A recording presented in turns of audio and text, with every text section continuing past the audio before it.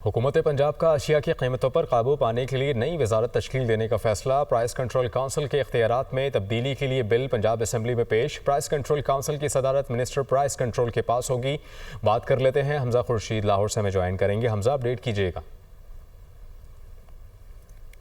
के कीमतों पर काबू पाने के लिए नई मिनिस्ट्री की तश्कील देने का फैसला किया है। इसी सिलसिले में प्राइस कंट्रोल काउंसिल के इख्तियारात में तब्दीली के लिए बिल पंजाब असम्बली में पेश कर दिया गया है, जबकि the Punjab price control of essential commodities तरमीमी बिल 2025 पंजाब असम्बली में हालिया इजलास में पेश किया गया था, जबकि तरमीमी बिल के तहत the Punjab price control of essential commodities act 2024 में तरमीम की जाएंगी, जबकि प्राइस कंट्रोल काउंसिल की सदारत मिनिस्टर प्राइस कंट्रोल या वजीर आला के नामजद करदा अवामी नुमाइंदे करेंगे। जबकि अगर मैं आपको बताता चलूँ तो इस वक्त हाल सदारत वजीर सनअत व तजारत या वजीर आला के नामजद करता अवामी नुमाइंदे के पास है। इससे पहले प्राइस कंट्रोल की कोई मिनिस्ट्री मौजूद नहीं, जबकि इस मिनिस्ट्री को हुकूमती ज़राए का कहना है कि इस मिनिस्ट्री को वजीर आला पंजाब अपने पास ही रखेंगी, जबकि काउंसिल का सेक्रेटरी सनत से डायरेक्टर जनरल कमोडिटीज करने की तजवीज़ की गई है। जबकि अगर आपको मजीद तफसील से बताऊँ तो नए अरकान में लाइफ स्टॉक, ज़राई मार्केटिंग, रेगुलेटरी अथॉरिटी और पंजाब सहूलत बाजारों की सरबराहान शामिल है, जबकि माहिरीन और स्टेक होल्डर्स के तादाद 3 मुकर्रर करने की तजवीज़ की गई है। जबकि बिल पंजाब असम्बली की मुतल्लिका कमेटी के हवाले कर दिया गया है।